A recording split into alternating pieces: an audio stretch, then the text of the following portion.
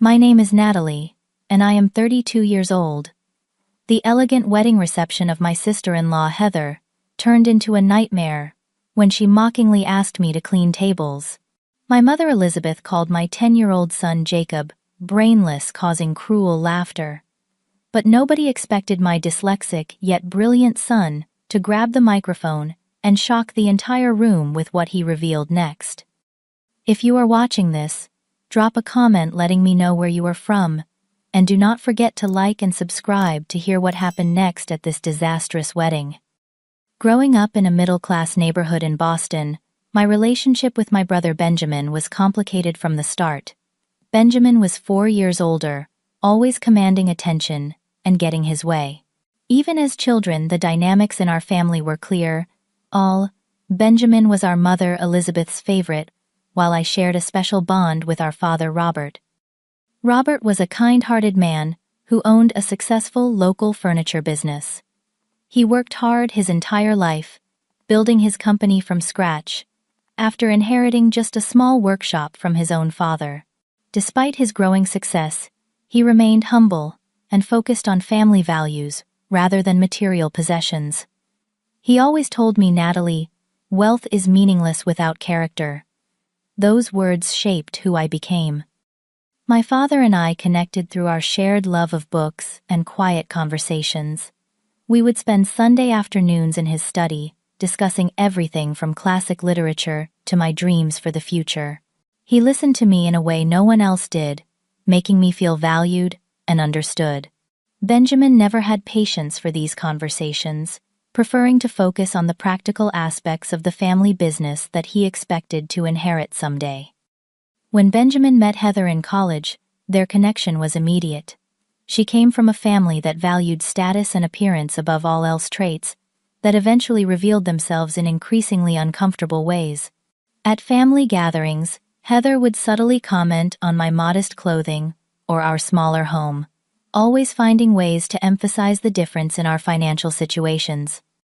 After college, I met Daniel, a high school math teacher with a gentle soul and unwavering moral compass. We fell in love, quickly sharing dreams of a simple but meaningful life. Within 2 years, we were married in a small ceremony that Benjamin and Heather barely acknowledged, claiming a business emergency prevented their attendance. My father walked me down the aisle with tears in his eyes, whispering how proud he was of the woman I had become. When our son Jacob was born, our family felt complete. He was a curious, sensitive child, with expressive blue eyes that seemed to take in everything around him. By the time he reached first grade, however, we noticed he struggled with reading and writing. After several evaluations, Jacob was diagnosed with dyslexia. The diagnosis was challenging, but Daniel and I were determined to support our son and help him navigate a world that often misunderstood his brilliant mind. Jacob might have struggled with reading, but he displayed remarkable talents in other areas. His spatial reasoning skills were exceptional, and he could solve complex puzzles that left even Daniel, a mathematics teacher, impressed. He had an incredible memory for details he heard, compensating for his reading difficulties by developing extraordinary listening skills. Unfortunately, Benjamin and Heather saw only his challenges, not his gifts.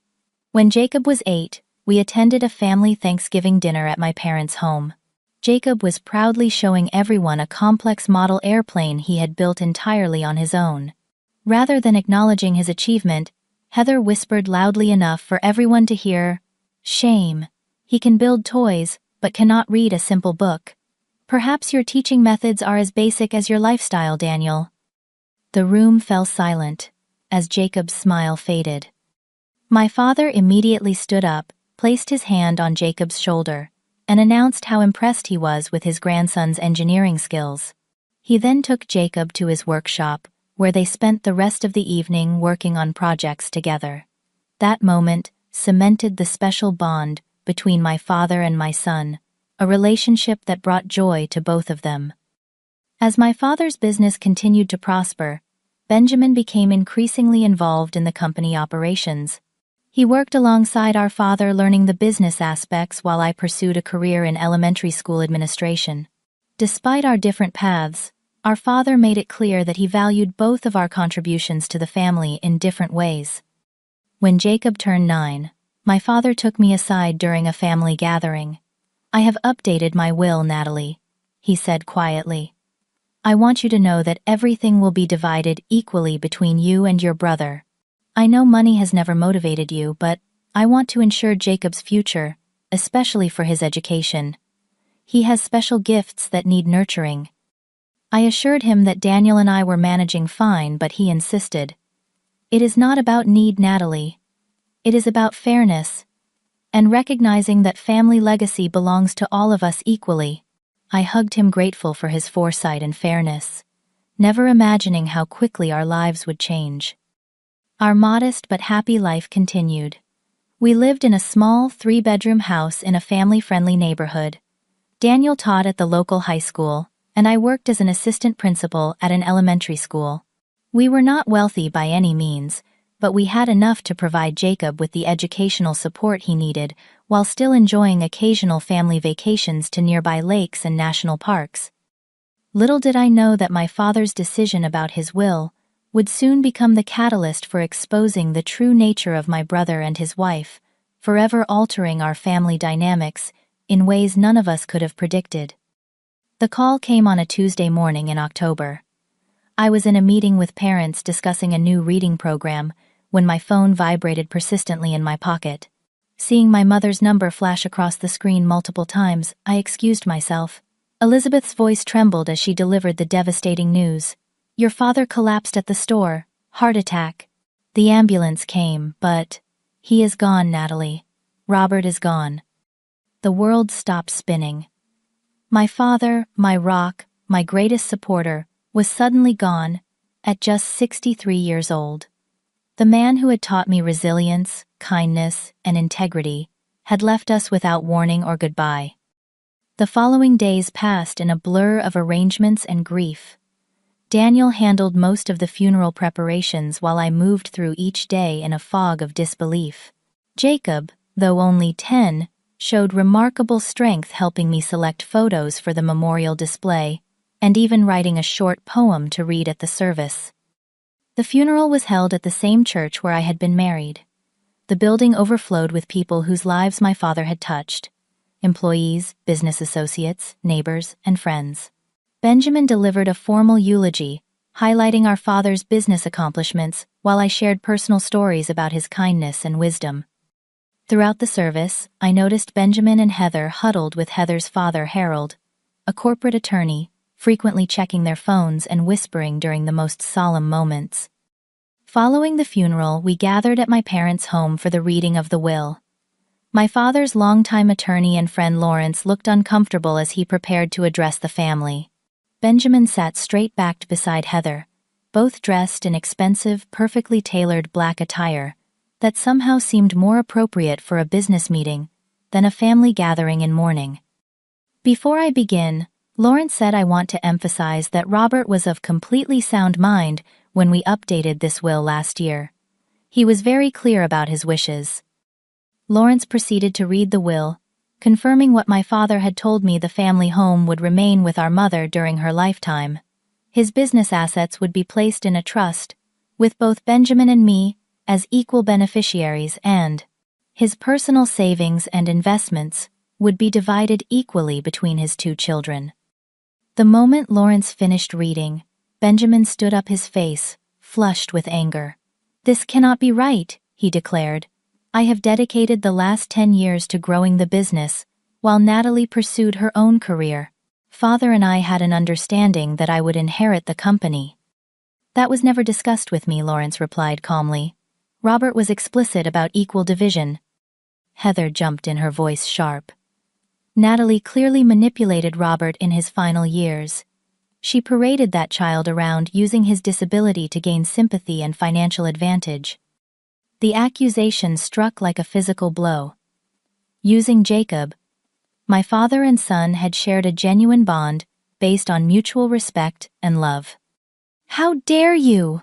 I whispered, my voice shaking. "My father loved Jacob for who he is. This has nothing to do with manipulation." Benjamin paced the room. Father was not thinking clearly. His judgment was compromised by age and sentiment. "I will contest this will." To my shock, my mother nodded in agreement. "Benjamin has sacrificed everything for the family business," Elizabeth said, avoiding my eyes. "Robert was always soft on Natalie. Perhaps he was not thinking practically." The room temperature seemed to drop as the lines were drawn. My mother, who should have been a unifying force in our time of grief, had chosen a side, and it was not mine. Over the following weeks, Benjamin followed through on his threat. He hired a prestigious law firm specializing in estate disputes, claiming our father had been unduly influenced and was not mentally competent when updating his will.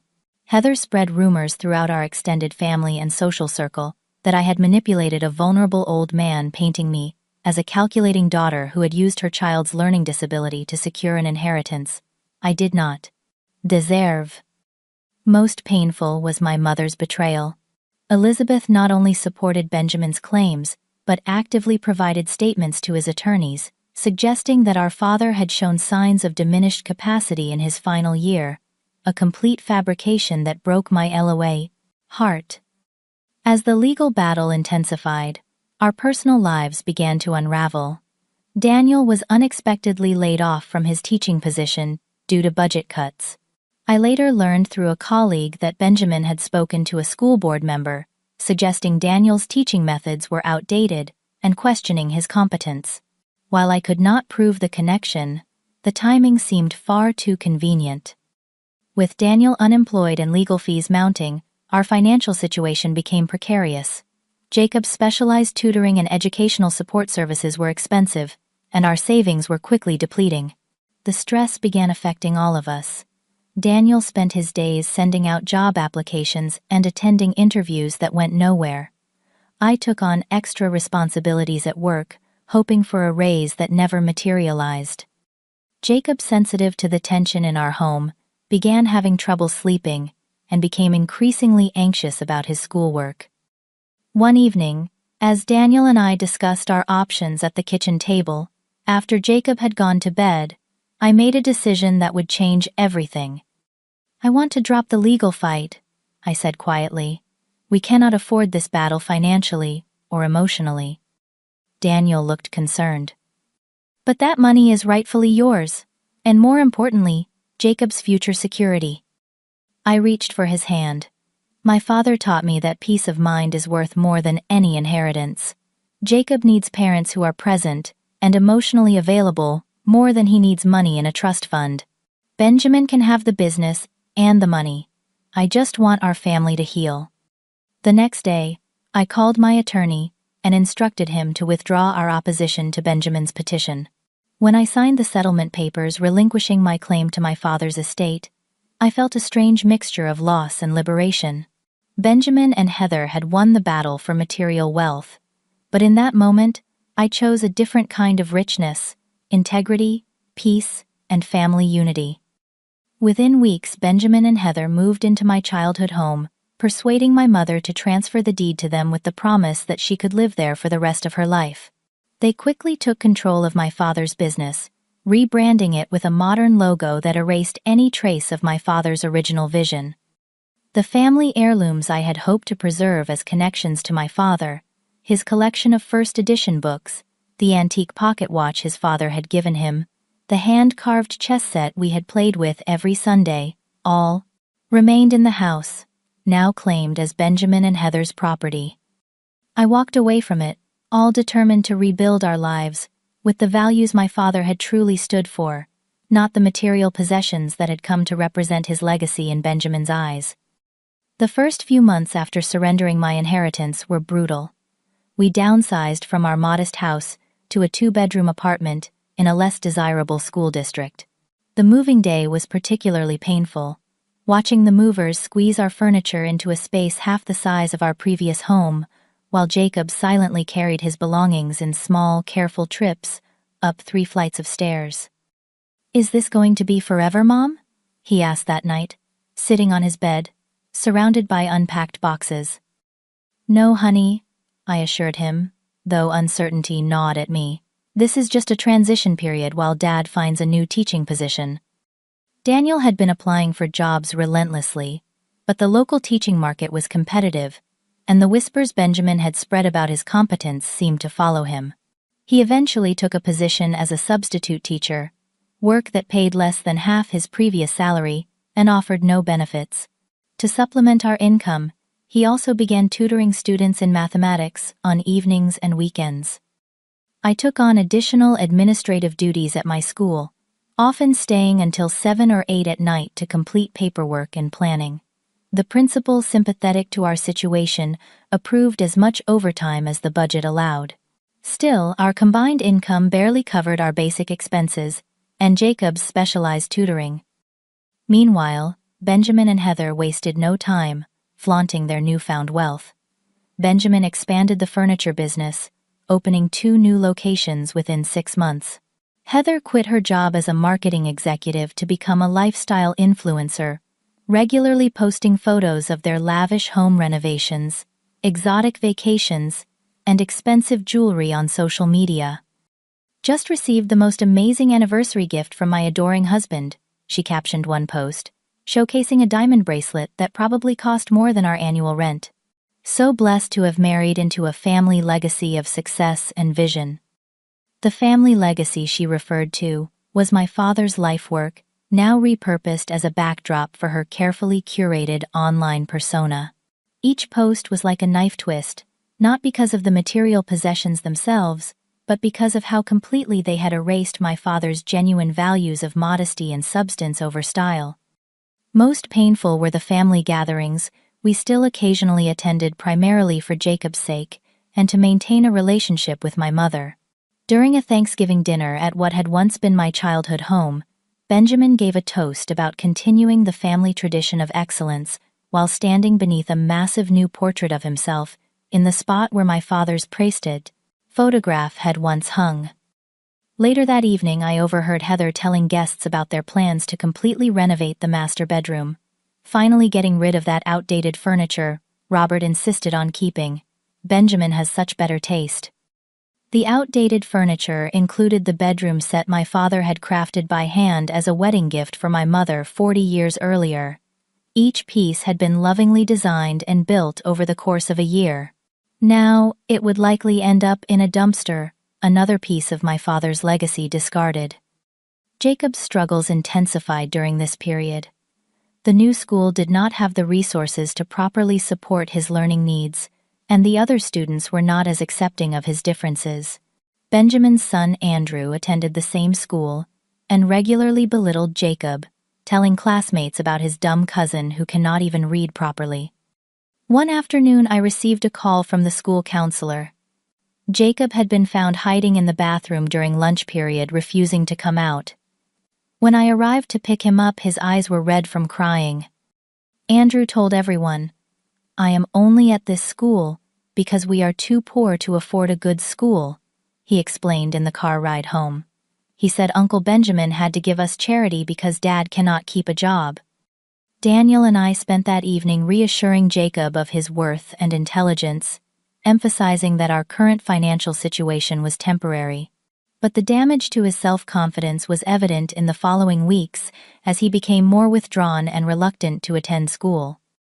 To afford Jacob's specialized tutoring, I took a second job working weekend shifts at a local bookstore. The irony was not lost on me, spending my days surrounded by books while helping my son who struggled with reading. But the quiet hours shelving and organizing became a small sanctuary, a place where I could process my grief over not just my father's death, but the loss of the family I thought we had been. Meanwhile, Elizabeth continued to distance herself from us while growing closer to Benjamin and Heather.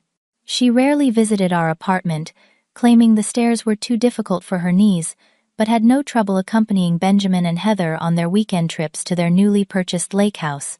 When she did see Jacob, her interactions were stilted and formal, nothing like the warm grandmother she had once been. "Why does Grandma not like us anymore?"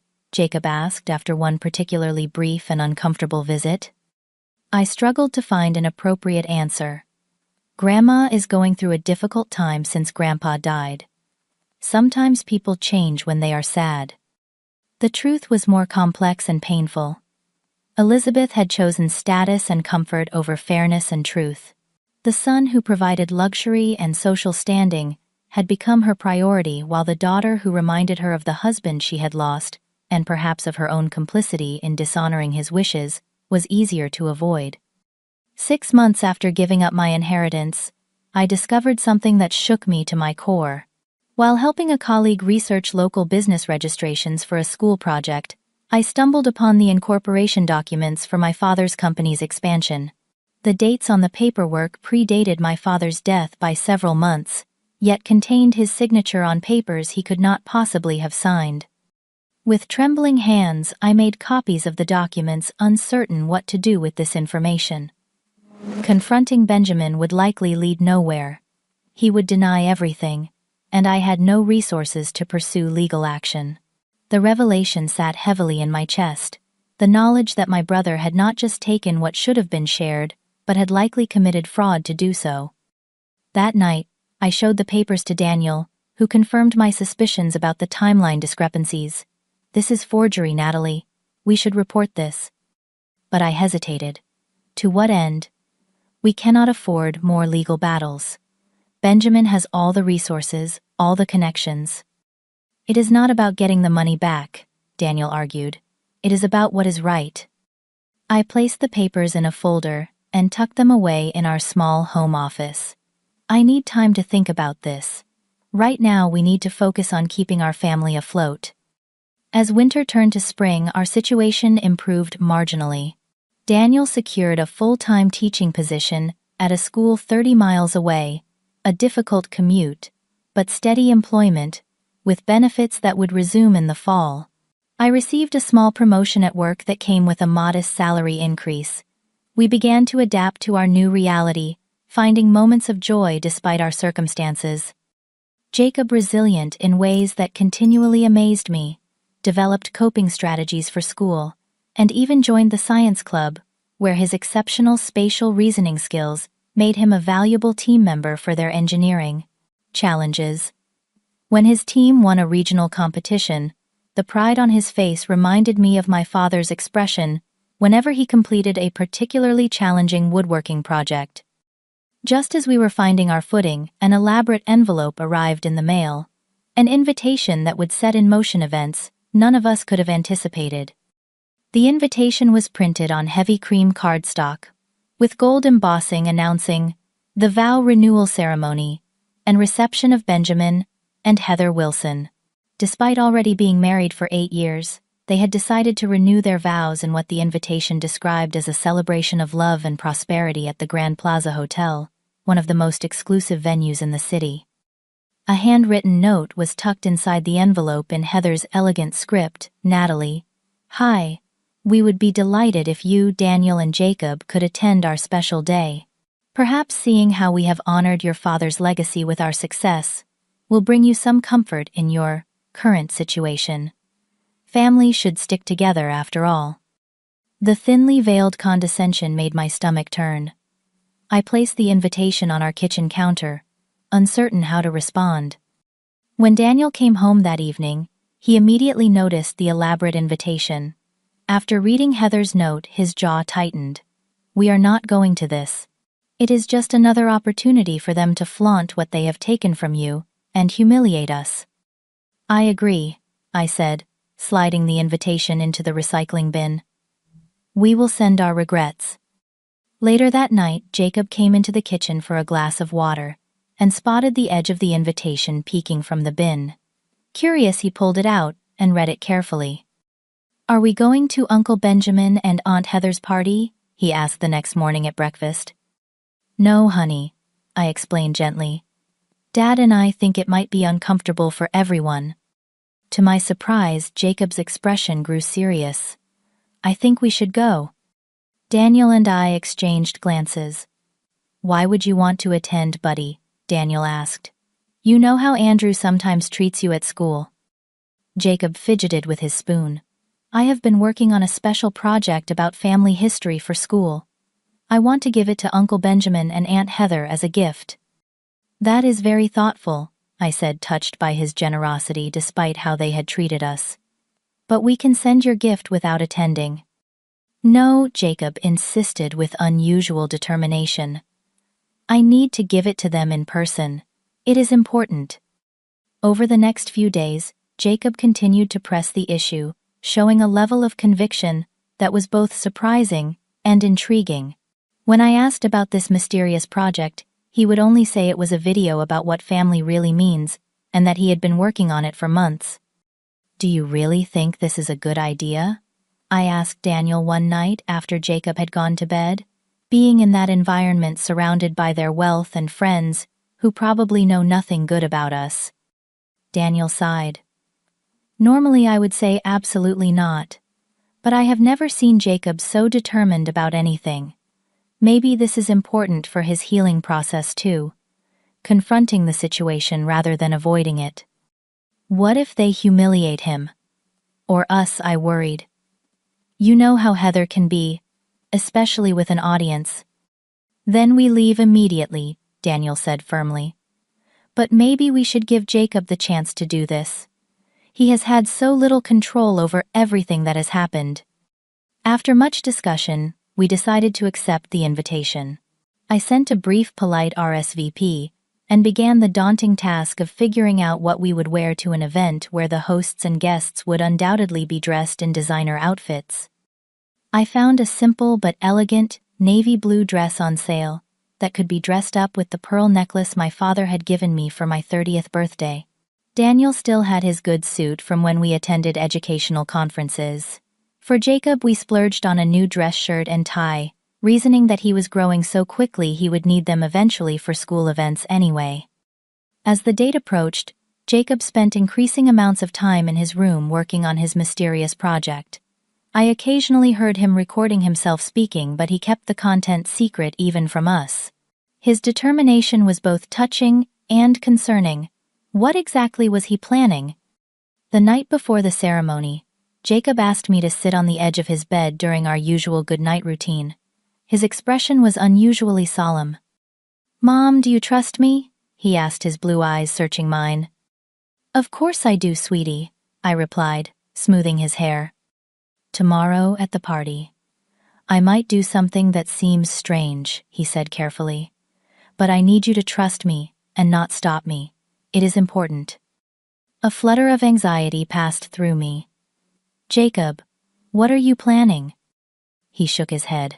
"I cannot tell you. But I promise it is not bad. It is about the truth." The truth about what I pressed. "About family," he said simply. "About what Grandpa would have wanted." I studied my son's face, seeing determination and a wisdom that seemed beyond his 10 years. This was the child who had been called brainless by his own family members, yet who possessed an emotional intelligence that constantly amazed me. "Okay," I said finally. "I trust you. But if at any point I feel you are in a harmful situation, I am stepping in. That is the deal." He nodded solemnly. "Deal." That night I barely slept, my mind racing with possibilities. What had Jacob discovered? What was he planning? And would tomorrow bring closure, or just more pain to our already fractured family? As the morning dawned, I felt a strange mix of dread and curiosity. Daniel noticed my nervousness as we got dressed. "We can still back out," he offered, adjusting his tie. I shook my head, watching Jacob carefully pack his tablet and a small USB drive into his backpack. Jacob needs this for some reason. And maybe I do too. It is time to face Benjamin and Heather on their own turf. "Just remember," Daniel said, taking my hands in his, "whatever happens today, we have each other. That is what really matters." With those words of reassurance, we headed out to what would become the most unexpected and revealing family gathering of our lives. The Grand Plaza Hotel lived up to its name with its marble columns and crystal chandeliers, creating an atmosphere of opulence from the moment we entered the lobby. A tasteful sign directed guests to the Wilson Vow Renewal in the Grand Ballroom, where a photographer captured arrivals against a backdrop of cascading white orchids and gold accents. When we approached the entrance, the photographer seemed momentarily confused, as if uncertain whether to offer us the same treatment as the other guests. I felt Jacob squeeze my hand reassuringly as we continued past, pretending not to notice the slight. The ballroom was transformed into a scene from a luxury magazine spread. Elaborate floral arrangements towered from each table, which were adorned with gold chargers, fine china, and crystal stemware. A string quartet played softly in the corner, and waitstaff circulated with champagne and hors d'oeuvres on silver trays. "This must have cost a fortune," Daniel whispered, as we found our assigned table, notably positioned near the service entrance, far from the main table. I recognized few of the 100 or so guests, mostly Benjamin's business associates and Heather's social circle. The few family members present gave us awkward nods of acknowledgement, but made no effort to approach or engage. My mother Elizabeth was seated at the head table, elegant in a new designer dress, laughing with Heather's parents. Jacob seemed unfazed by our isolation, his eyes scanning the room with unusual intensity. He kept his backpack close, occasionally checking its contents, as if to reassure himself everything was still there. The ceremony itself was brief but lavish, with Heather in a gown that probably cost more than our annual rent. Benjamin spoke about building on family foundations to create a legacy of success, words that stung, given how he had essentially stolen that foundation. Not once during their vows or speeches did either of them mention my father, whose hard work and sacrifice had made their current lifestyle possible. During the cocktail hour that followed, we stood awkwardly near the edge of the room. I noticed several guests glancing our way, then whispering to each other. Clearly, we were the subject of gossip. Jacob excused himself to use the restroom, taking his backpack with him. Daniel went to get us some water, leaving me momentarily alone. It was then that Heather approached, champagne flute in hand, wearing a practiced smile. "Natalie, I am so glad you could make it. What a lovely, accessible outfit." Her eyes flicked dismissively over my department store dress. "Congratulations, Heather. It is a beautiful ceremony," I replied, determined to maintain my dignity. "Yes, well, we wanted to celebrate properly now that the business is thriving. Benjamin has such a vision for expansion." She looked around conspiratorially before adding, "Much more ambitious than your father ever was. The company needed younger, more forward-thinking leadership." I bit my tongue, unwilling to take her bait. Dad built a solid foundation. I am sure he would be happy to see it continue. Speaking of continuing, Heather said, her voice taking on a syrupy quality as she noticed others watching our interaction. "We are so happy you could attend, despite your circumstances. In fact, since you are here, perhaps you could help us out." Before I could respond, she raised her voice slightly so those nearby could hear. "The catering staff is a bit overwhelmed, since you are experienced with more practical matters. Would you mind helping clear some of the tables? We would consider it your gift to us, since I imagine presents are difficult with your current budget constraints." I felt my face burn, as several nearby guests turned to watch the exchange. Before I could formulate a response that would not cause a scene, my mother approached champagne, clearly having loosened her usual restraint. "There you are, Natalie Elizabeth," said her voice carrying. "Always hiding in corners. You should be more like Heather, confident, successful." "Mom, I was just catching up with Heather," I said quietly, trying to diffuse the situation. Elizabeth looked at my simple dress and shook her head disapprovingly. "You could have made more effort for such an important occasion. And where is that child of yours? Probably hiding as usual." "Jacob is in the restroom," I replied, my chest tightening at her dismissive tone. Heather laughed lightly. "Natalie was just about to help the staff clear some tables. Perfect job for her, do not you think? And she could use that brainless child of hers to help. At least he would be good for something practical, since academics are clearly not his strength." Several guests nearby chuckled, emboldened by Heather's cruelty. I felt a surge of protective anger, but before I could respond, I saw Jacob standing just behind them, his backpack clutched tightly in his hands. From his expression, I knew he had heard everything. Daniel appeared at my side, having also overheard. "We should leave," he whispered, placing a protective hand on my back, To my surprise, Jacob stepped forward instead of retreating. "Actually, I have a gift for Uncle Benjamin and Aunt Heather," he announced, his voice clear despite a slight tremor. Heather's smile faltered slightly. "How sweet. You can leave it on the gift table, dear." "It is not that kind of gift," Jacob persisted. "It is a video I made about our family." Benjamin had now joined the group, placing a possessive arm around Heather's waist. "This is hardly the time, Jacob. We have a schedule to maintain." "It will only take a few minutes," Jacob insisted with a determination I had rarely seen in him. "I worked very hard on it." A few guests, curious about the exchange, encouraged Benjamin and Heather to let the boy present his gift. Perhaps not wanting to appear unkind in front of their audience, they reluctantly agreed. "Fine," Heather conceded, with an exaggerated sigh. 5 minutes then, back to our real celebration. Jacob approached the DJ booth with surprising confidence, speaking quietly to the man controlling the audio-visual equipment. The DJ nodded, looking slightly confused but willing to help. Minutes later, the large projection screen that had been showing tasteful photos of Benjamin and Heather lowered from the ceiling, and the room lights dimmed slightly.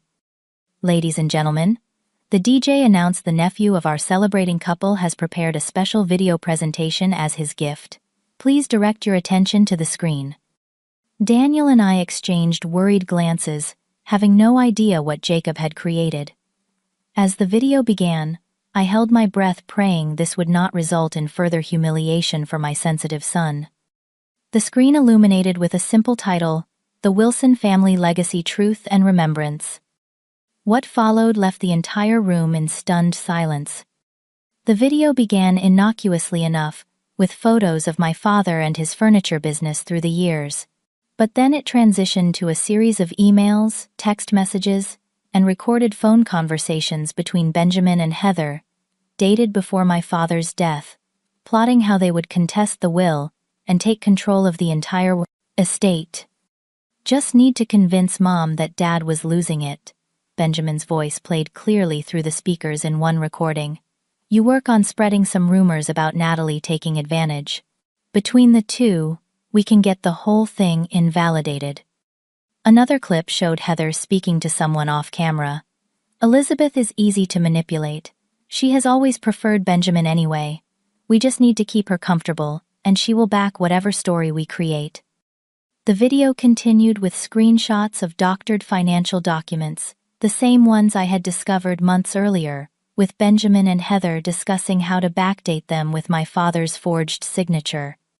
Most damning was a recorded conversation where they mocked many of the guests currently in the room, describing them as useful idiots and walking checkbooks who would enhance their social standing. The ballroom erupted in gasps and murmurs as the evidence mounted. Some guests stood up abruptly. Others filmed the screen with their phones. Benjamin lunged toward the DJ booth, shouting for him to stop the video, but the damage was done. The truth was playing in high definition for everyone to see.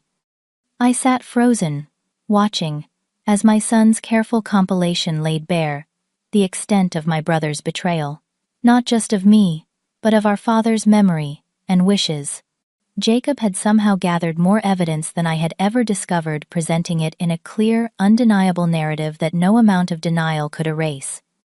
As the final clip played, Benjamin laughing about how easy it had been to push Daniel out of his teaching position through a strategic conversation with a school board member, I felt Daniel's hand tighten around mine. The video ended with a simple message: "Grandpa Robert always said the truth will set you free. This is for you, Grandpa." The lights came up on a room in chaos. Benjamin was at the DJ booth, attempting to confiscate Jacob's USB drive. Heather stood rigid with shock, her perfectly made-up face contorted in fury. Guests were standing, some heading for the exits, others confronting Benjamin with angry questions. In the midst of the uproar, Jacob returned to our table, his expression both relieved and anxious. "I did what Grandpa would have wanted, right, Mom?" he asked quietly. I pulled him into a tight hug, overwhelmed with a complex mix of emotions: pride in my son's courage, shock at the extent of the evidence he had gathered, and a strange sense of vindication that the truth had finally come to light. "How did you find all this?" Daniel asked, his voice low with amazement.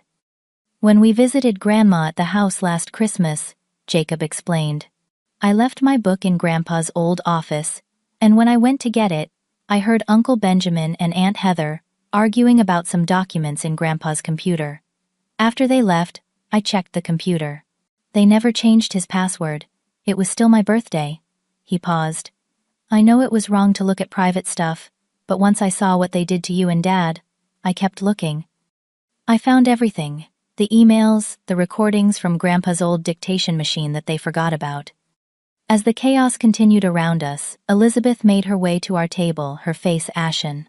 For the first time since my father's death, she looked at me, really looked at me, with clarity in her eyes. Is this true? She whispered. Did Benjamin forge Robert's signature? Did he lie about everything? Before I could answer, a distinguished older man approached our table. I recognized him as Harold Peters, one of my father's oldest friends, and a partner at a prominent law firm, who had been invited as a courtesy to my father's memory. Mrs. Wilson, he addressed my mother formally. I believe we have some urgent matters to discuss regarding your late husband's estate. And Natalie, he turned to me. I would very much like to speak with you, and your exceptionally resourceful son as well. As we stood to follow him to a quieter location, I caught sight of Benjamin and Heather, huddled with their attorney. In a corner, their celebration thoroughly derailed. The perfectly orchestrated display of their success and social triumph had crumbled under the weight of the truth revealed by the very child they had dismissed as brainless. In that moment, despite the chaos and uncertainty of what would follow, I felt a weight lift from my shoulders. The truth was finally out, and whatever happened next, we would face it with the integrity my father had always valued above all else. The elegant ballroom, which just minutes earlier had been a showcase of wealth and social standing, descended into chaos. Guests gathered in small clusters, whispering furiously while glancing at Benjamin and Heather, who remained huddled with their attorney in the corner. Others were already heading for the exits, cell phones pressed to their ears as they spread the news of the scandalous revelation. Harold Peters, my father's old friend and attorney, guided us to a small conference room adjacent to the ballroom. This might be more appropriate for our discussion, he said, closing the door behind us, muffling the commotion outside. Elizabeth sank into a chair, her hands trembling. I do not understand, she whispered. Benjamin told me Natalie had been manipulating Robert, that the will did not reflect his true wishes. Mrs. Wilson, Harold said gently but firmly, I have known Robert for over 30 years. He was of completely sound mind when he created that will. He was explicit about wanting his children to share equally in his legacy. But the papers Benjamin showed me, she began, were almost certainly falsified, Harold finished. Based on what we just saw, there appears to be substantial evidence of fraud. Jacob sat quietly beside me, looking simultaneously proud and nervous. I placed my arm around his shoulders, overwhelmed with pride at his courage. How did you gather all this evidence? Jacob, Harold asked, his tone respectful rather than condescending. Jacob explained in detail how he had discovered the first clues during our Christmas visit, then systematically explored my father's computer and backup files. Grandpa always kept recordings of his important phone calls for business records. Uncle Benjamin and Aunt Heather did not know about the automatic cloud backup system Grandpa set up. I found everything there. And you compiled this all yourself? Harold asked, clearly impressed. Yes, sir, Jacob nodded. I am not good at reading, but I am really good with computers and audio-visual stuff. My teacher helped me with the editing software for my history project, and I used those skills for this. The door opened abruptly, as Benjamin burst in, his face flushed with rage. What the hell was that? That video was full of manipulated content and private information obtained illegally. Harold stood, his professional demeanor hardening. Benjamin, I strongly advise you not to make accusations right now. From what I observed, there appears to be evidence of serious legal impropriety on your part. This is absurd, Benjamin sputtered. He is a child with a learning disability. No one will believe this nonsense. Actually came a new voice from the doorway. I found it extremely credible. We turned to see Judith Blackwell, one of the city's most prominent business leaders, and a major client of my father's company, now Benjamin's. Huplin. Her expression was severe as she entered the room. I came today out of respect for Robert, she said coolly. He was a man of impeccable integrity who built his business on trust and quality. What I just witnessed suggests his son lacks those qualities entirely. Benjamin paled. Judith, I can explain. This is a family misunderstanding that has been grossly exaggerated. Save it, she cut him off. I have already texted my assistant to begin transitioning our contracts to another vendor. I suspect others will do the same. She turned to me. Natalie, I did not know the circumstances of your father's estate.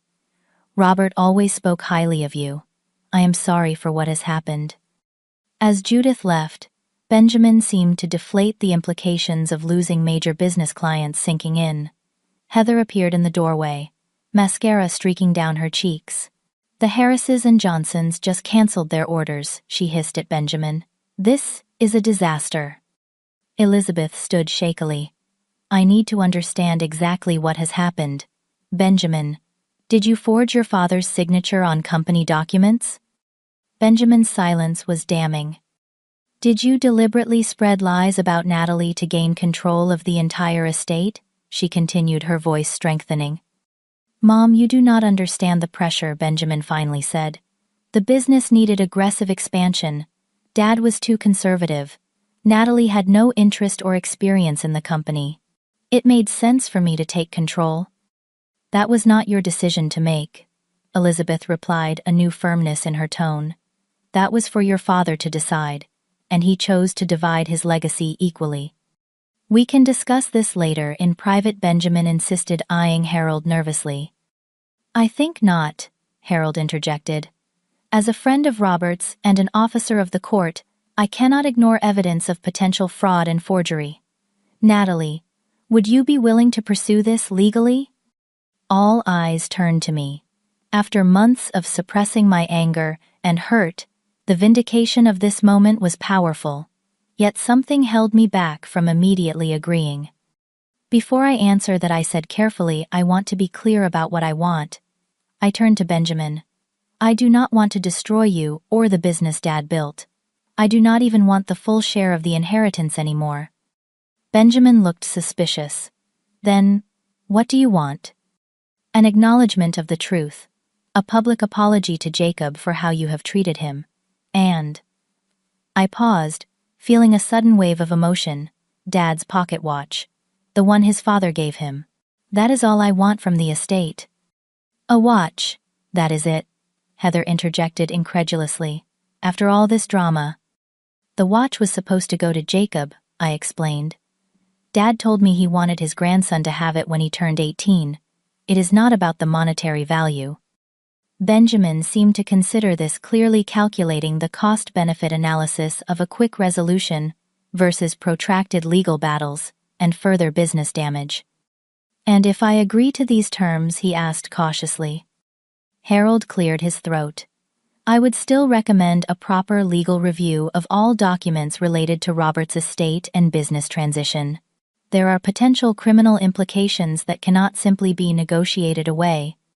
However, he continued, if Natalie does not wish to pursue maximum penalties or full recovery of assets, that would certainly influence how aggressively these matters are investigated. The tension in the room was palpable as Benjamin faced the consequences of his actions. Outside, we could hear the reception continuing to disintegrate as guests departed and staff began prematurely clearing tables.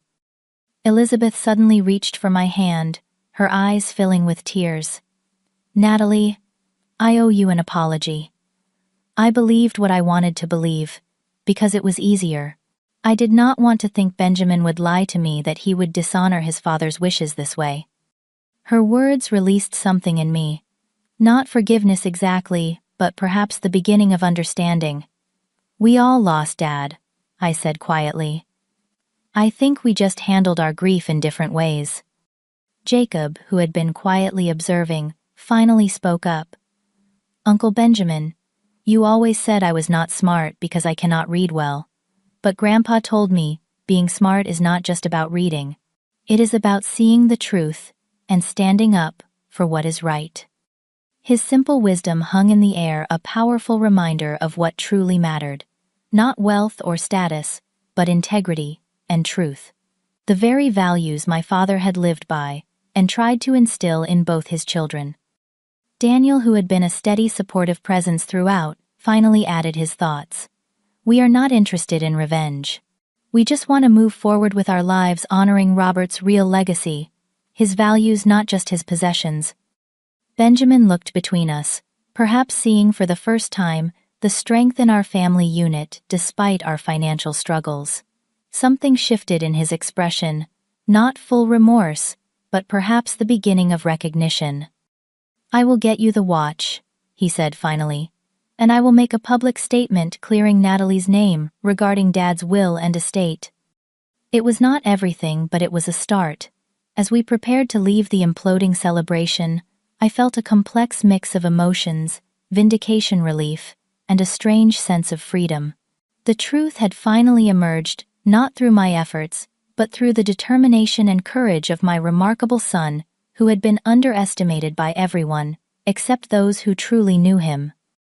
As we walked out through the lobby, Jacob squeezed my hand. Did I do okay, Mom? I knelt down to his level, looking into his intelligent, sensitive eyes. You did more than okay. You stood up for the truth in a way that would have made your grandfather incredibly proud. In a way that makes me proud beyond words. We stepped out into the evening air, leaving behind the artificial opulence of the reception and walking toward something more valuable, a future built on truth, integrity, and the real meaning of family legacy. 2 years can change everything, or perhaps more accurately, 2 years can reveal the truth of everything. As I sit in our new backyard watching Jacob practice for his science presentation, I marvel at how far we have come since that fateful wedding reception. The legal aftermath of Jacob's revelation was both swift and comprehensive.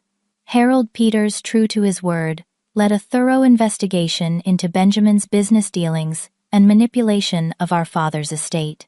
While Benjamin avoided criminal charges by agreeing to a settlement, the financial and social repercussions were substantial.